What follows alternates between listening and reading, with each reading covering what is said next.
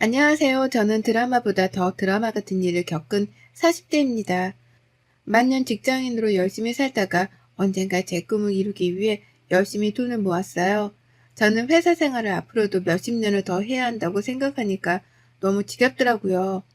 그래서 많은 고민을 한 끝에 늦어도 40대에는 꼭 제 카페를 하나 차리고 싶었습니다. 한켠에는 카페이고 한켠에는 접시와 컵을 만드는 그런 공방을 운영하고 싶었어요. 제가 취미로 자주 만들기도 하면서 그런 생각을 갖게 되었죠. 사실 따박따박 통장에 월급이 딱 꽂히는 게 안정적이고 좋긴 했지만 제 가게를 너무 하고 싶은 마음은 어쩔 수 없겠더라고요. 마침 시기적절하게도 30대 중후반쯤 되었을 때 회사를 더 이상 다니기가 힘든 지경에 이르게 되었습니다. 신입 직원들이 아무래도 저 때랑은 사고방식이 많이 달랐죠.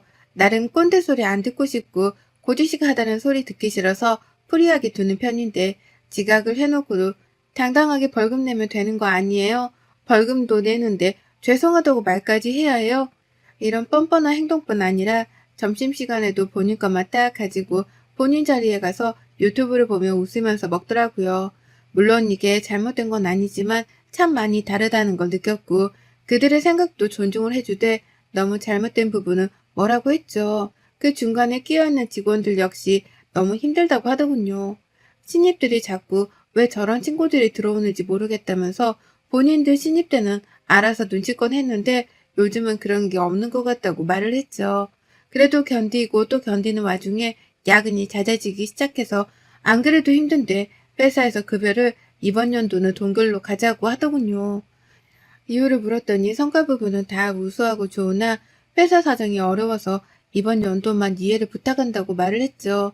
그런데 그 매출이 점점 오르고 있고 더 좋아지고 있는 걸 뻔히 아는데 바로 저 있고 심지어 직원들도 제대로 안 뽑히고 있어서 인건비도 많이 줄었는데 부려먹을 건 다 부려먹고 돈으로 사람을 이렇게 대하니까 화가 잔뜩 나더라고요. 결국 고민 끝에 전 퇴사를 결정했고 회사에서는 그때서야 급여 조정을 해주겠다 했지만 그게 더 싫었습니다. 애초에 가능했던 걸 아니 당연히 올려줘야 했던 걸 저 한번 떠본 거잖아요. 그래서 과감하게 내려놓고 나와서 한 달 동안은 좋은 가게 자리 찾아보러 다니고 하며 슬금슬금 여유롭게 시간을 보냈습니다. 그렇게 가게에 계약도 하고 인테리어하고 하다 보니 몇 달이 훅 지나가고 드디어 꿈에 그리던 공방 겸 카페를 오픈했죠. 처음에는 오픈발도 있었고 지인들이 거의 대부분 와줘서 매출이 좋았으나 조금 지나니까 거품이 쑥 빠지고 매출이 훅 떨어지더라고요. 역시 이래서 자영업은 힘든 거겠죠. 조금 색다르고 특별해야 성공하는 시대라고 많은 고민과 노력을 하며 가게 홍보에도 앞장서고 이벤트들도 다양하게 했습니다. 덕분에 커플데이트 성지로 선택받게 되었고 예약 없이는 당일에는 절대 공방은 이용 불가할 정도로 매일매일 예약이 풀로 차게 되었죠. 너무 원했던 결과이고 제 가게를 한다는 것만으로도 너무 행복했어요.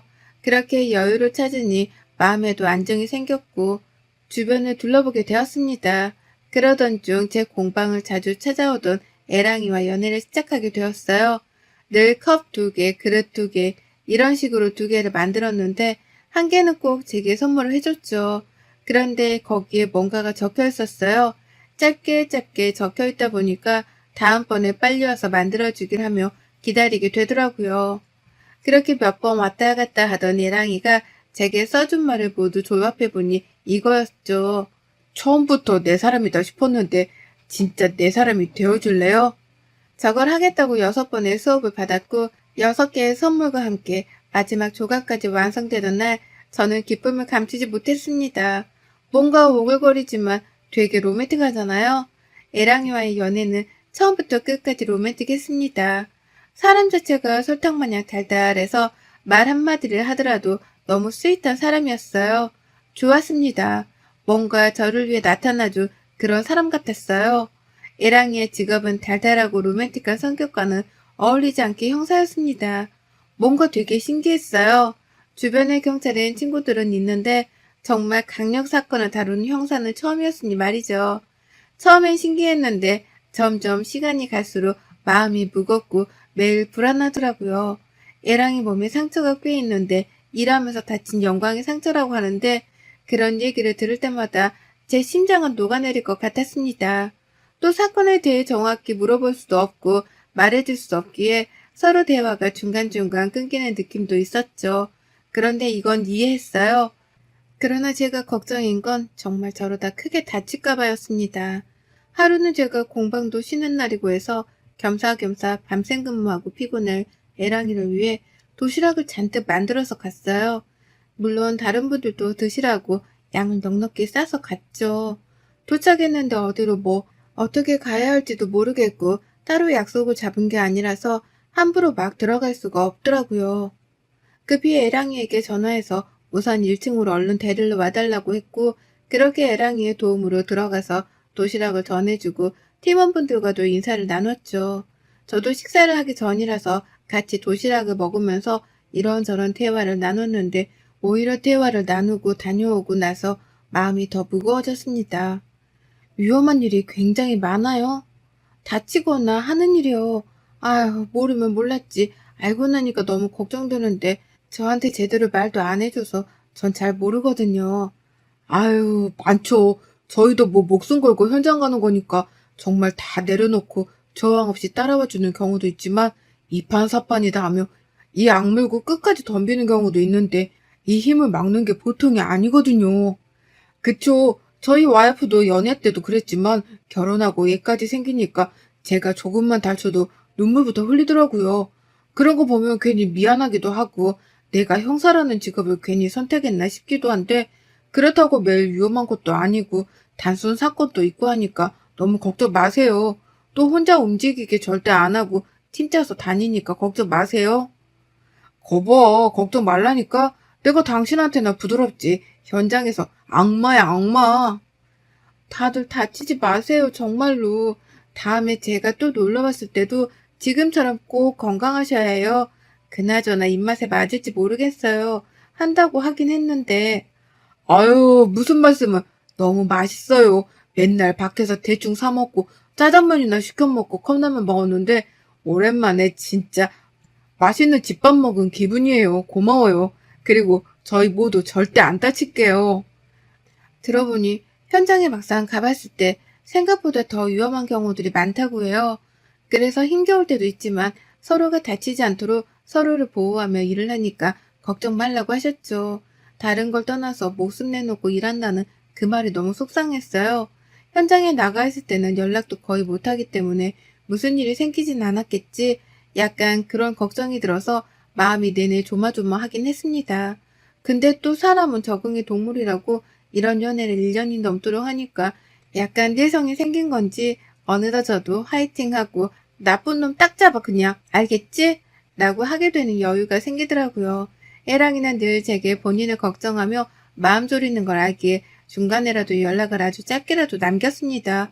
뭐 예를 들면 나 괜찮아. 밥 먹어. 걱정 마. 뭐 이런 식으로 말이죠. 그런 짧은 연락들을 보면 또 마음이 놓이곤 했습니다.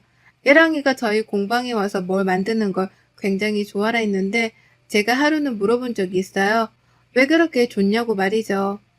근데 당신은 와서 만드는 게 왜 좋아?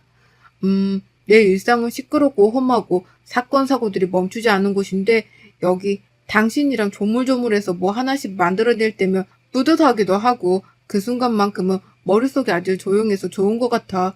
잡생각도 안 되고 직업 특성상 계속 추리하고 생각하고 의심하고 또 의심하는 버릇이 있어서 퇴근해도 머리가 쉬지 못하는데 여기 오면 딴 생각하거나 딴짓하면 바로 큰 사고로 이어질 수 있잖아.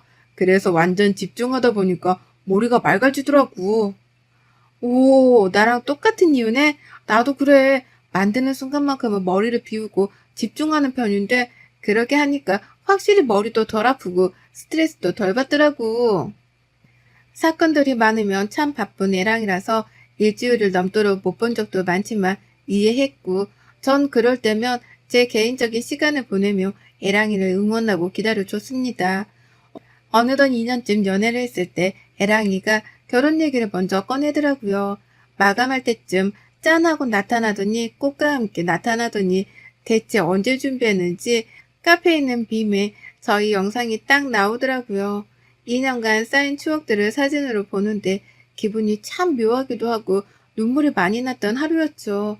프로포즈도 받았겠다. 결혼 가보자며 둘이 아주 신나는 마음으로 결혼 준비를 했어요. 우선 양가 부모님께 인사를 드리러 가는 약속부터 잡았죠. 시댁을 먼저 가게 되었고 시댁 근처 한정식 집에서 처음 뵙게 되었습니다. 너무 긴장이 된 나머지 손까지 달달 떨려하는 저를 보며 애랑이는 막 놀리고 비웃었지만 진짜 떨렸어요. 그러나 제 예상과는 전혀 다르게 너무 유쾌하고 즐거운 분위기로 식사를 마쳤고 디저트가 나왔을 때 본격적으로 결혼에 대한 이야기를 하게 되었습니다. 이때 이미 긴장이 어느 정도 풀린 상태라서 조금 편하긴 했어요. 듣기론 무슨 카페랑 공방을 운영한다고 들었는데 매출이 정확히 어느 정도니? 평균 매출. 평균 매출이요? 엄마, 초면에 매출을 물어보는 건 실례지. 나보다 더 벌어. 뭐가 실례니? 알겠지만 우리 준호 외아들의 저 자리까지 가게 만들려고 나랑 준호 아빠 정말 고생했어. 그래서 내게는 유독 더 특별한 아들이거든. 그러니까 결혼하고서도 서영이 너가 우리 준호 내조를 잘해줬으면 좋겠다. 나야 뭐 시집살이 이런 거 시킬 것도 없고 너희들이 결혼하고 알아서 잘만 살면 좋겠거든. 네 어머님 무슨 말씀이신지 이해했어요. 저도 많이 노력하고 서로 노력해서 효도를 보답할게요. 잘 사는 게 효도이긴 하지만 효도는 정확히 말하면 다른 게 효도지. 잘 사는 걸로 퉁치는 건 아니지? 네? 장난. 너무 긴장했나 보네. 그건 그렇고 우리 준호가 원래 그렇게 소개해달라는 집안이 널리고 널렸었거든. 외모에 스펙에 성격에 뭐 하나 빠지는 게 없으니까 다들 사윗감으로 찜해두고 여기저기서 데려가려고 한달이었는데 결국 서영이 너랑 결혼하는 거니까 그만한 책임을 꼭 지도록 해. 긴 말 필요 없고 둘이 결혼 약속한 지금 마음 변치 말고 쭉 문제없이 잘 살아라. 그리고 새아가는 결혼했다고 살림하려고 하지 말고 지금처럼 맞벌이 꼭 하고 요즘 시대는 맞벌이인 거 너도 잘 알지? 네. 걱정 마세요. 저 맞벌이 할 거예요. 뭔가 기분이 좋지 않았어요. 디저트 타임 오기 전까지는 많이 웃고 유쾌하고 막 그랬는데 디저트를 먹으며 나누는 대화들이 너무 날카롭게 느껴졌습니다. 그냥 딱 봐도 시부모는 남편보다 제가 훨씬 부족하다고 생각하는 게 너무 느껴져서 기분이 불쾌하더라고요. 이렇게 따질 건 아니지만 막말로 벌이도 제가 더 벌고 모아둔 돈도 그렇고 경제적으로 봤을 때는 오히려 제가 남편 몫까지 책임져야 했는데 말입니다. 기분이 별로 좋지는 않았지만 그러려니 하고 마음을 비우기로 했어요. 왜냐면 예랑이가 또 먼저 제가 기분이 왜 안 좋을지 이런 말들을 듣게 해서 미안하다면서 아주 디테일하게 사과를 하며 속상한 제 마음을 만져줬거든요. 그러니 또 화가 안 풀릴 수가 있나요? 풀릴 수밖에 없죠. 그 이후 저희 집에 갔을 때는 분위기가 또 달랐습니다. 저희 아빠는 괜찮으셨는데 엄마는 오히려 형사라고 하니 위험해서 싫다는 입장이셨고 반대 아닌 반대를 하셨어요. 어색하게 밥을 먹고 대화를 나눌 때 엄마께서는 솔직한 마음을 털어놓으셨죠. 서운해하지 말고 들어줬으면 좋겠어. 그냥 솔직하게 말할게. 서영이 내 딸이지만 참 야무지고 똑소리 나는 애라서 시집 보내기 참 아까운 딸이야.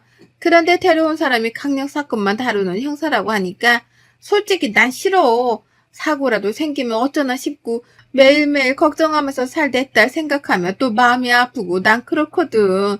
그래서 지금 막 웃음이 나오지도 않고 그렇다고 자네가 싫은 게 아니라서 어쩌지 못하겠네. 미안해.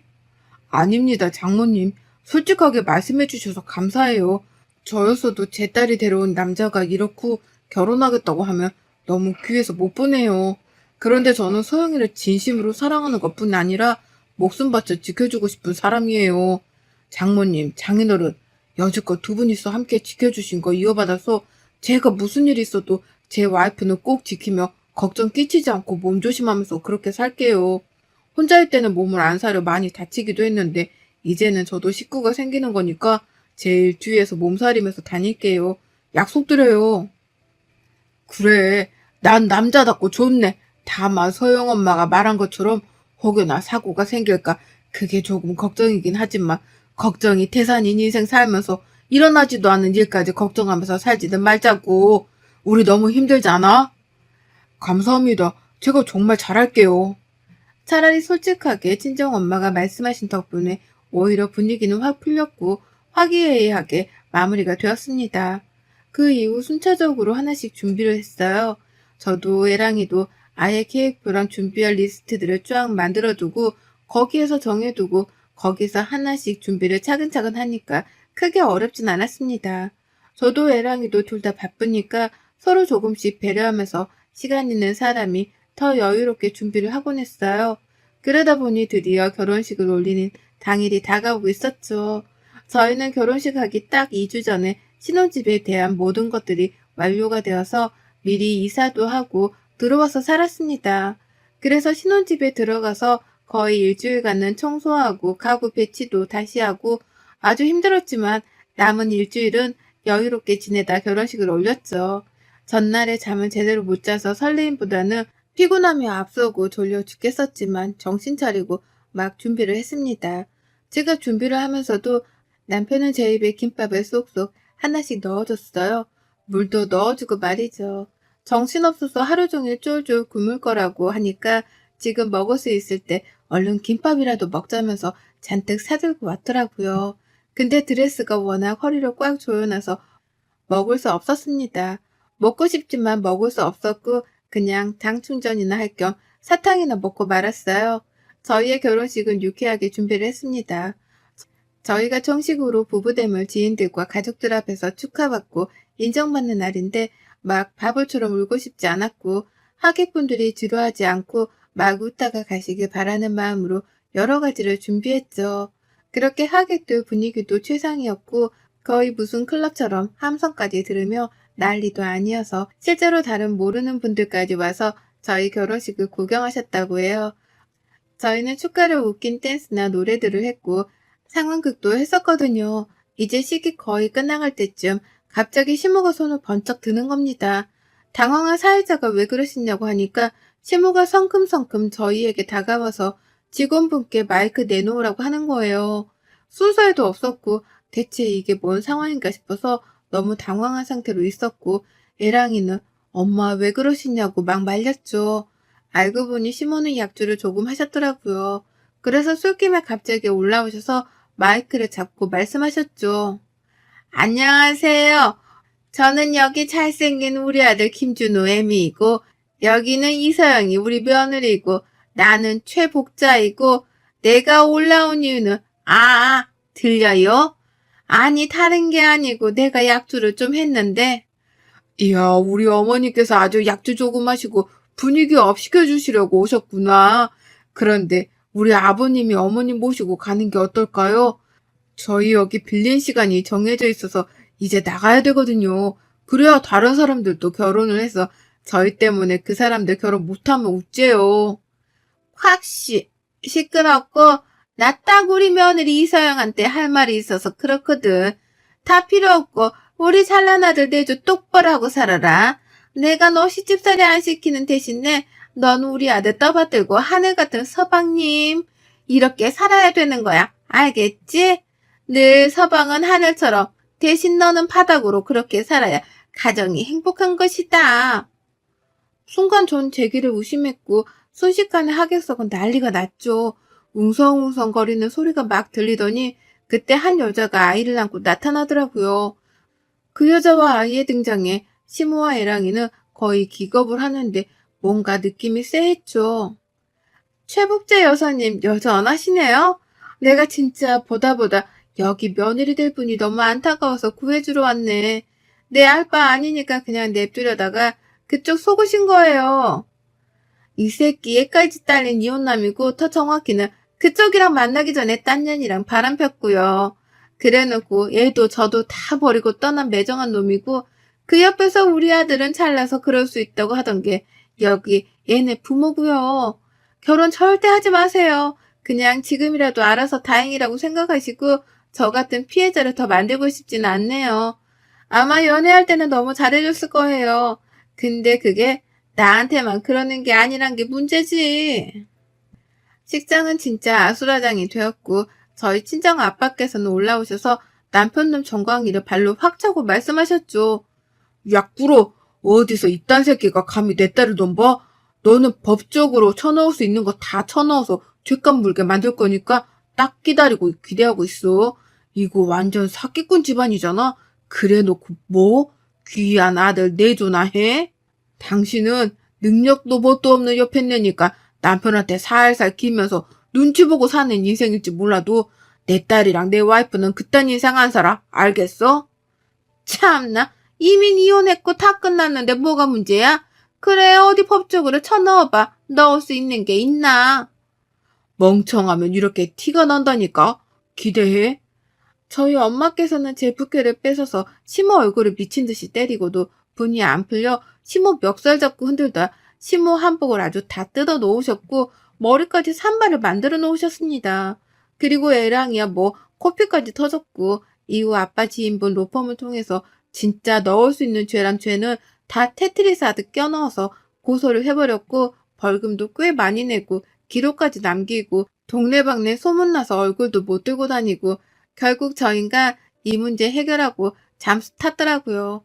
어떻게 보면 제가 참 불쌍하게 보일 수 있지만 전 차라리 그때라도 알아서 다행이라고 생각을 합니다.